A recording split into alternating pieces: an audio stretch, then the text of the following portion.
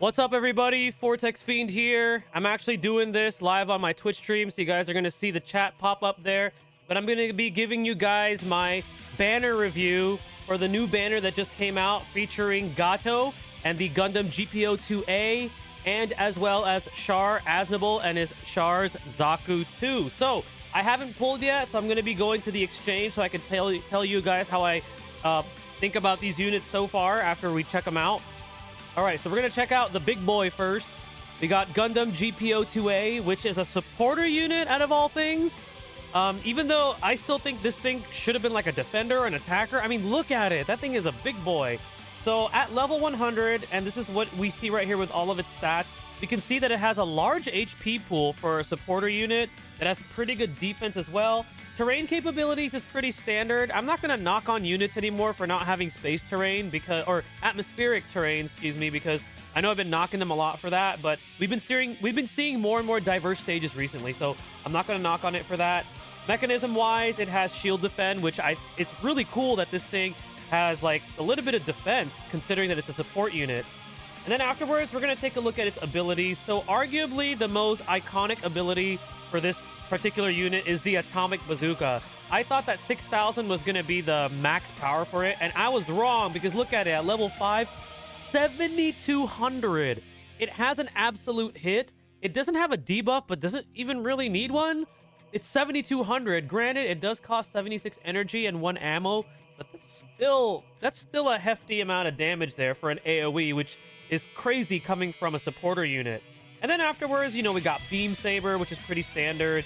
We got the Vulcan Gun, which is pretty standard. We have Atomic Bazooka, which does inflict a debuff of a defense down 25%. We've seen better with like 30% and something like that, but this is good for it to have, you know, if you want to be able to like use the supportive debuffs that it has. And then its EX weapon skill is Beam Saber EX. So this has absolute hit. Weapon attribute damage reduction null. So any type of damage reduction enemies have, it's going to bypass that. And then it inflicts a debuff with damage taken from physical weapons up to 35% on the enemy for 1 turn. So very, very strong EX ability right there. Now, in terms of its abilities or its passives, it does have increased max energy, which is good because that 1 nuke does cost a hefty amount of energy. And then afterwards has increased defense and also critical damage boost, which I think is really, really cool. So overall, this is actually quite a powerful support unit, and rightfully so, because it is a limited time unit. If we take a look at the details for the series, it's part of Stardust Memory and Mobile Suit Gundam, so you could kind of play around with that, especially for the current event that's out right now. Tag-wise, it has UC series, it has Gundam, it has Rival, which we did get a new Eternal Road stage that features Rival. It also has Tough as Nails, so if you have the Tough as Nails supportership, great team to run this on.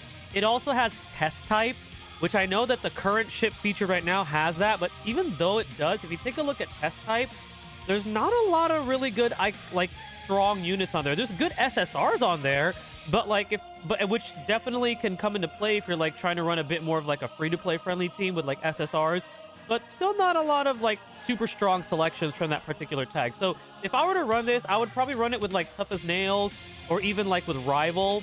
And if you happen to have the Test Type ship, yeah, you can, but I would choose the Tough as Nails over it. But all in all, this is a very strong unit. I think if you decide to pull for it, again, try to, you know, check out your resources, make sure you're smart with your resources, and, you know, make sure that if you're free to play or a light spender, try to see what you have first before you pull. But it is a really strong supporter unit. As far as its pilot goes, so we're going to show them at max upgrade, right? Very high range, 822. That's quite high for a supporter unit, right? Now, if we take a look at his actual skills, the skills is what kind of confuses me a bit. So he has lock on, which is good, increased accuracy, and then he has save energy, and then he also has EN charge. So he's a very energy efficient unit. Where I could see this coming into play is maybe like putting him on like a unit that has like high costing abilities or like an attacker unit. But I'm wondering why they decided to go this route over giving him something like, let's say, attack burst or something like that, or even like something that boosts his range. So that way you can maximize the amount of damage you could do without getting counterattacked. But all in all, I think the pilot is still solid. Really good range stat. It's just the double energy saving abilities kind of confuse me a bit. And then in terms of his actual passives, he has support attack, pretty cool. Increase range damage by 25%. So put this thing on like range damage and you're good. This pilot, I mean. And then afterwards, his EX character ability is pretty solid. All it requires is a Xeon tag, plenty of Xeon units, reduce damage taken, and reduce own weapon energy consumption. So they're trying to sell him as like, all right, this guy is going to last long in terms of like spamming skills. So that way you don't have to worry about his energy resources depleting. So pretty solid pilot. I think the prize between him and his mobile suit is his mobile suit, though. I think that mobile suit is really, really strong. All right. So the next unit that we're going to take a look at here is going to be CHAR ZAKU 2. So this is the unit that I was most excited for. If we take a look at its stats there, it has a whopping 16k attack, which is great.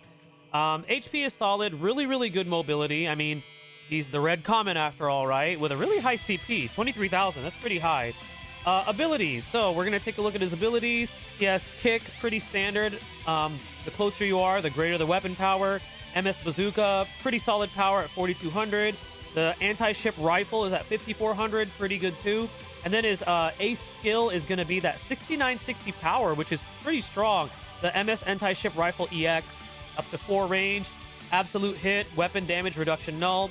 The higher your HP remaining, the more damage that you do. So you want to try to run this unit with a pilot that has an ability that could either like keep like either sway, for example, or HP regen or HP healing. So that way you can maximize the amount of damage that you do with this particular mobile suit.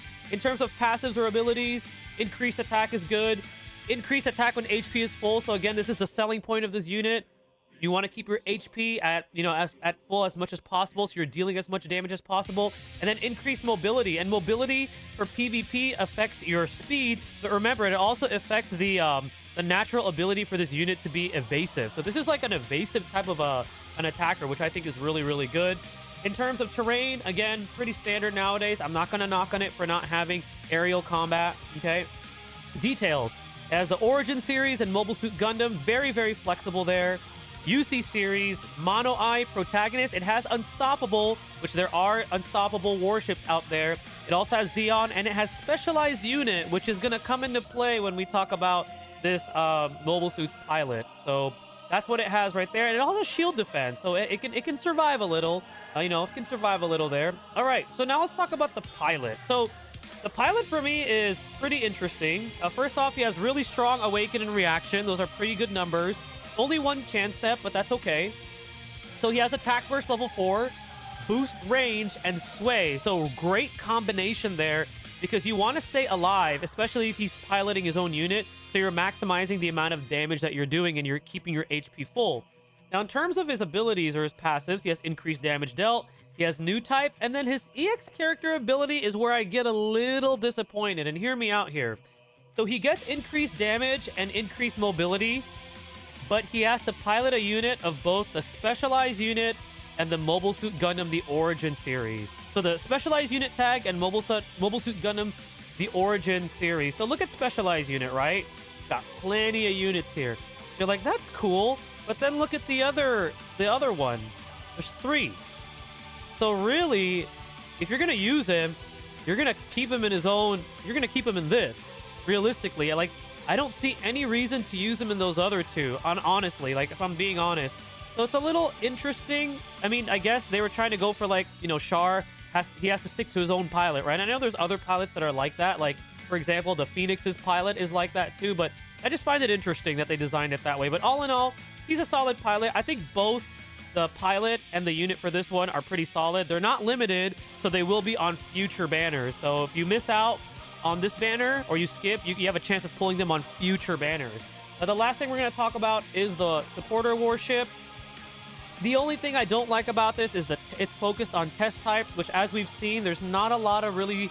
I mean, there's good SSRs. Excuse me. There's good SSRs, but very, very lacking in terms of, like, strong URs, right? So I would say maybe it's a solid... If you pull this as a free-to-play player and you tend to have more SSRs, this is probably going to be better anyways to be using. But as a ship as a whole, there's definitely better ships out there. Luckily, this thing is not limited.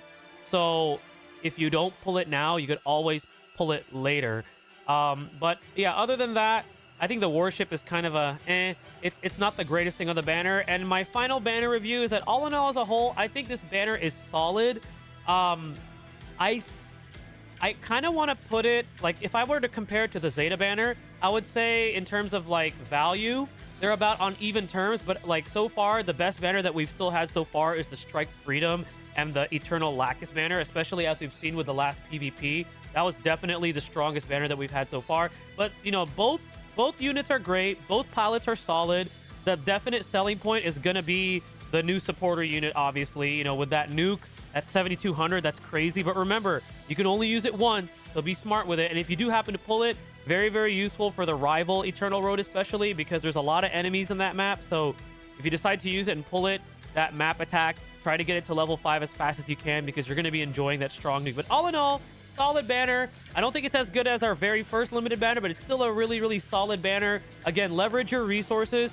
If one of these are your favorites, you're going to pull. If you're a whale, you're probably going to pull. But if you're free to play or a light spender, still try to manage your resources properly. See what you already have and see what you can already use, because all in all, you may not need these units, and it's probably going to be better to save for the long term for like units you actually care for. But that's going to go ahead and conclude my banner review. Let me know what you guys think in the comment section below. Thank you to my Twitch chat that joined me on this video.